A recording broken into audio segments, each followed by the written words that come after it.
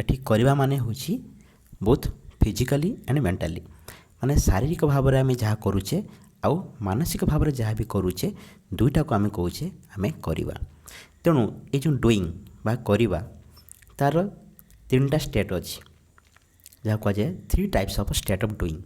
ଗୋଟେ ଷ୍ଟେଟ୍ ହେଉଛି କରିବା ମାନେ ଫିଜିକାଲି ବା ମେଣ୍ଟାଲି ଆମେ ଯାହା କରୁଛେ, ଆଉ ଗୋଟେ ହେଉଛି ଆମର ନଟ୍ ଡୁଇଂ ମାନେ କିଛି ନ କରିବା, ଆଉ ଗୋଟେ ଆମର ରହିଲା ଯେଉଁଟାକି ମଝିର ନା ଆମେ ଭଲସେ କରୁଛେ ନା ଭଲସେ ନ କରୁଛେ। ତିନିଟା ଷ୍ଟେଟ୍କୁ ଆମେ ଭଲସେ ବୁଝିବା। ପ୍ରଥମେ ଆସିଲା ଆମେ ଯେତେବେଳେ କିଛି ଆମେ କାମ କରୁଛେ, ଯେଉଁମାନେ ବି ଫିଜିକାଲି କାମ କରୁଛନ୍ତି, କମ୍ପ୍ଲିଟଲି ଫିଜିକାଲି କାମ ମାନେ ହାର୍ଡ଼ୱାର୍କ ଯେଉଁମାନେ କରୁଛନ୍ତି, ଯେଉଁମାନେ ଲେବର ଯାହା କହିବା ଆମେ, ଠିକ୍ ଅଛି, ଯେଉଁମାନେ ବହୁତ ମାନେ ଇଭିନ୍ ଗୋଟେ ଏକ୍ଜାମ୍ପଲ୍ ନେବା ଆମେ ପଥର କାମ କରୁଛନ୍ତି କିମ୍ବା ମାଟି କାମ କରୁଛନ୍ତି କିମ୍ବା ଫ୍ୟାକ୍ଟ୍ରିରେ ଫିଜିକାଲ୍ କାମ କରୁଛନ୍ତି, ଏସବୁ ଆସିଲା କରିବା ଭିତରେ। କିମ୍ବା ମେଣ୍ଟାଲି ଯେଉଁମାନେ ଅଫିସରେ କାମ କରୁଛନ୍ତି, ମାନସିକ ଭାବରେ ତାଙ୍କର ମାନସିକ କାର୍ଯ୍ୟ ହେଉଛି ବା ଆମେ ଗୋଟେ ଥିଙ୍କିଂ କରୁଛେ ସେଟା ମଧ୍ୟ କରିବା ଭିତରେ ଯିବ। କିମ୍ବା ଆମେ ଥିଙ୍କିଂ ନ କରିକି ବି ଯେତିକି ମାଇଣ୍ଡରେ ଆମର ବହୁତ ଗୁଡ଼ା ଥଟ୍ ଅଟୋମେଟିକାଲି ଚାଲୁଛି, ଇଏ ମଧ୍ୟ ବି ଡୁଇଂ ବା କରିବା ଭିତରେ ଯିବ। ତାପରେ ଆସିଲା ଆମର ନ କରିବା।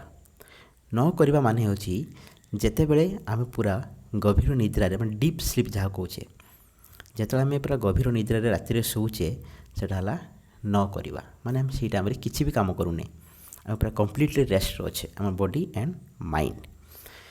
ତେଣୁ ଆଉ ଗୋଟେ ଜିନିଷ ହେଉଛି ଯେ ନା କରିବା ଭଲସେ ନା ନ କରିବା ଭଲସେ। ତାମାନେ ଯଦି ଆମେ ଏକ୍ଜାମ୍ପଲ୍ ଦେଇ ବୁଝିବା, ଆମ ଲାଇଫ୍ରେ ଏମିତି ହୁଏ ଯେ ଆମେ କେବଳ ଭାବୁ, ଆମ ମାଇଣ୍ଡରେ ଭାବୁ ମୁଁ ଏହା କରିବି ସେୟା କରିବି, କିନ୍ତୁ ଆମେ ଆକ୍ସନ୍ ନେଇପାରୁନା। ଏଇଟା ଆସିଲା ଆମର ନା ଷ୍ଟେଟ୍ ଅଫ୍ ଡୁଇଂ ହେବ ନା ଷ୍ଟେଟ୍ ଅଫ୍ ନଟ୍ ଡୁଇଂ ହେବ। ଏଇଟା ପୁରା ମଝିକା ବା ମିଡ଼ିଲ୍ ପୋଜିସନ୍ରେ, ହୁଇଚ୍ ଇଜ୍ ଭେରି ଡେଞ୍ଜରିୟସ୍। ଏଇ ପୋଜିସନ୍ଟା ବହୁତ ଡେଞ୍ଜରିୟସ୍।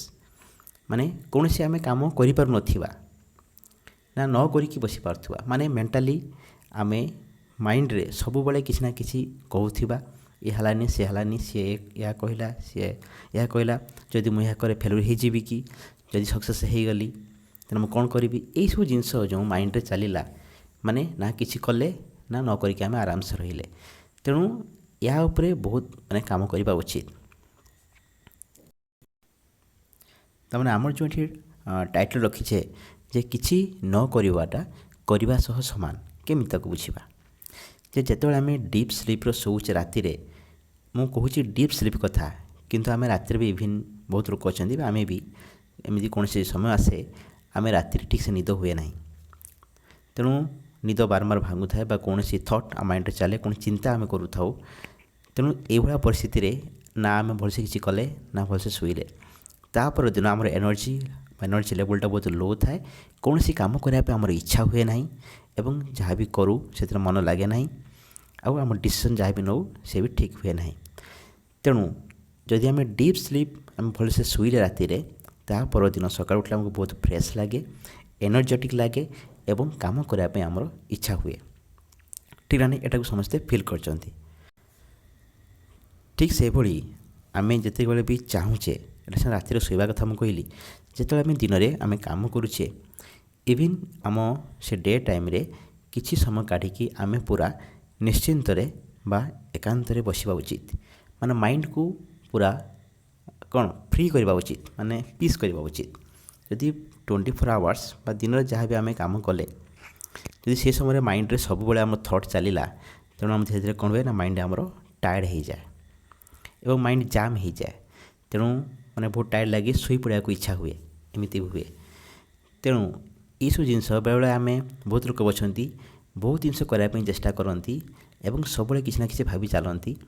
ତେଣୁ ଏଇ ଜିନିଷ କରିବା ଦ୍ୱାରା କ'ଣ ହୁଏ, ଯାହା ବି ଆମେ କାମ କରୁ ଏଇଟା 100% ଆକମ୍ପ୍ଲିସ୍ ହୁଏ ନାହିଁ, ମାନେ ତାକୁ ମାନେ 100% ସଫଳତାର ସହ କାମଟା ହୁଏ ନାହିଁ, ମାନେ ଆଉଟକମ୍ଟା ବା ରେଜଲ୍ଟଟା ଏଫିସିଏଣ୍ଟ ହୁଏ ନାହିଁ।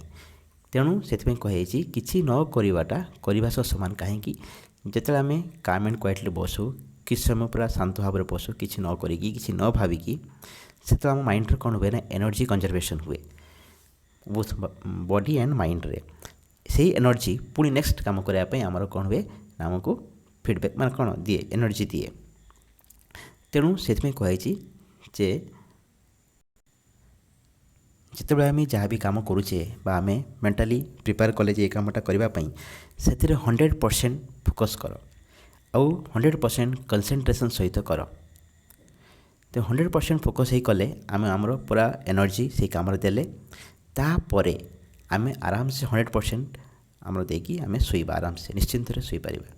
ତେଣୁ ଏଇ ଜିନିଷ ହେଲେ କ'ଣ ହେବ, ଗୋଟେ ବାଲାନ୍ସ ହେବ। ଏବଂ ଯଦି ଆମେ ଅଳ୍ପ ସମୟ ବି କାମ ବି ହୁଏ, ତେଣୁ ସେ କାମ ବି ପୁରା କ'ଣ ଇଫେକ୍ଟିଭ୍ ହେବ, ମାନେ ପୁରା ଭଲସେ କାମ କରିବା ଆମେ। କିନ୍ତୁ ଆମେ ନା ଏପଟ ସେପଟ ଭଲସେ ଶୋଉଥିବା, ନା ମାଇଣ୍ଡକି କଣ୍ଟ୍ରୋଲ୍ କରି ହେଉନଥିବନି, ସେପଟେ ବହୁତ ଜିନିଷ ଥଟ୍ ଚାଲିଥିବ, ଆଉ ଯାହା ବି କାମ କରୁଥିବା ସିଏ ଗୋଟେ ସଫଳ ହେଉନଥିବ, ମାନେ ଯାହା କହିବା ଗୋଟେ 100% ଆକ୍ୟୁରେଟ୍ ଆଉଟକମ୍ ଦେଉନଥିବ। ତେଣୁ ଏଇ କେସ୍ରେ ଆମେ ଗୋଟେ ଏକ୍ଜାମ୍ପଲ୍ ନେଇ ଜାଣିପାରିବା। ଯେତେବେଳେ ଆମେ ବହୁତ ପିଲା ଅଛନ୍ତି, ଆମେ ଷ୍ଟଡ଼ି କରନ୍ତି, ପାଠ ପଢ଼ନ୍ତି, ରାତି ଉଜାହାରେ ସେ ପାଠ ପଢ଼ୁଥାନ୍ତି। ଆମର ବଡ଼ି ବା ମାଇଣ୍ଡ ସେ 8 ଘଣ୍ଟା ନିଦ ସେ କମ୍ପଲସରି ଚାହେଁ। ଯଦି ଆମେ ରାତିରେ ଡିପ୍ ସ୍ଲିପ୍ ନ ଯାଇକି ରାତିରେ ଚାହିଁକି ପାଠ ପଢ଼ିଲେ, ଏକ ନିଦ ଲାଗୁଥିବ, ନା ଭଲସେ ଶୋଇ ହେଲା, ନା ଭଲସେ ପାଠ ପଢ଼ି ହେଲା। ତାପରେ ଦିନରେ ତ ନିଦ ଭଲସେ ହୁଏନି, ରାତିରେ ଯେମିତି ଗଭୀର ନିଦ ହୁଏ ଦିନରେ କେବେ ହୁଏନି, କାହିଁକିନା ଆଟମସ୍ଫିୟର ଆମର କୋଳାହଳ ଥାଏ। ତେଣୁ ଦିନରେ ବି ଭଲସେ ଶୋଇ ହେବ ନାହିଁ, ପାଠ ପଢ଼ିପାରିବ ନାହିଁ। ଏସବୁ କ'ଣ ହେଲା, ବହୁତ ଜିନିଷ ଡିଷ୍ଟର୍ବ ହେଲା। ଏ ଗୋଟେ ଏକ୍ଜାମ୍ପଲ୍ ଦେନି। ଠିକ୍ ସେହିଭଳି ଆମ ମାଇଣ୍ଡକୁ ଯେଉଁ 24 ଆୱାର୍ସ ମାଇଣ୍ଡରେ ସବୁବେଳେ ଥଟ୍ ଥାଏ, ତାକୁ ମଧ୍ୟ ଆମେ କଣ୍ଟ୍ରୋଲ୍ କରିପାରିଲେ ଆମେ ମଧ୍ୟ ବହୁତ ସମୟରେ ନିଜକୁ ପିସ୍ କରିପାରିବା। କେମିତି ନା, ଯାହା ବି ଆମେ କାମ କରୁଛେ, ପ୍ରଥମ କଥା ଧ୍ୟାନର ସହିତ କରିବା। ସେକେଣ୍ଡ କଥା ହେଉଛି ମାଇଣ୍ଡ ସହ ଆମେ ଅବଜର୍ଭ କରିବା। Observation is the most important. ଯଦି ମାଇଣ୍ଡରେ ଅବଜର୍ଭ କରିବା ବା ନିରୀକ୍ଷଣ କରିବା ଯେ ମାଇଣ୍ଡରେ କ'ଣ ଚାଲିଛି, ତେଣୁ ଆମେ ତାକୁ ସର୍ଟ ଆଉଟ୍ କରିପାରିବା। ଅନନେସେସାରୀ ଥଟ୍କୁ ଆମେ ରିମୁଭ୍ କରିପାରିବା, ଆଉ ଯେଉଁଟା ଆକ୍ଚୁଆଲି ଆମର ଦରକାରୀ ତା ଉପରେ ଆମେ ଆନାଲିସିସ୍ କରିପାରିବା। ଏମିତି କଲେ କ'ଣ ହେବ ନା, ଆମର ଯେତିକି ବି ଆମେ କାମ କରିବା, ବେଶୀ କାମ ନ କରି ଯେତିକି ବି ଆମେ କାମ କରିବା 100% ଫୋକସ୍ ସହିତ କରିବା, 100% ଏନର୍ଜି ଦେଇକି କରିବା ଏବଂ ସେଥିରେ ଆମେ ସଫଳ ହେବା। ତେଣୁ ଏତିକି ଥିଲା ଇନଫର୍ମେସନ୍। ଯଦି ଭିଡ଼ିଓଟି ଭଲ ଲାଗିଲା, ଭିଡ଼ିଓକୁ ଲାଇକ୍ କରିବ, ଆଉ ଚ୍ୟାନେଲକୁ ନୂଆ ଆସିଛ ଚ୍ୟାନେଲକୁ ସବସ୍କ୍ରାଇବ୍ କରିବ। ସବସ୍କ୍ରାଇବ୍ ଇଜ୍ ମଷ୍ଟ। କାହିଁକି ସବସ୍କ୍ରାଇବ୍ କଲେ କ'ଣ ହେବ, ନୂଆ ନୂଆ ଏମିତି ଇନଫର୍ମେସନ୍ ଆସିବ ବା ଭିଡ଼ିଓ ଆସିବ ମୋବାଇଲରେ, ଆପଣଙ୍କ ମୋବାଇଲରେ ନୋଟିଫିକେସନ୍ ଆସିଯିବ। ଠିକ୍ ଅଛି, ରହିଲେ ପୁଣି ଦେଖା ହେବ ନେକ୍ସଟ ଭିଡ଼ିଓରେ।